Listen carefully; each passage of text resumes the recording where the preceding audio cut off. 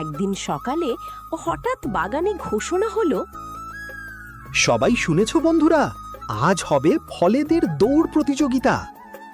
Apple, কলা, কমলা আর তরমুজ সবাই দৌড়ানোর জন্য প্রস্তুত। দৌড় শুরু হতেই আপেল গড়াতে গড়াতে ছুটল। কলা দৌড়তে গিয়ে হোঁচট খেয়ে পড়ে গেল।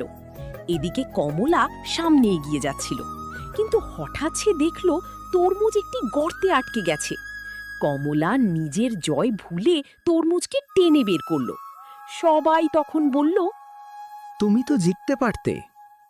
কমলা হেসে বলল, বন্ধুকে ফেলে জিতে কি লাভ? ঠিক তখন বিচারক ঘোষণা করলেন, আজকের বিজয়ী কমলা নয়, সবাই।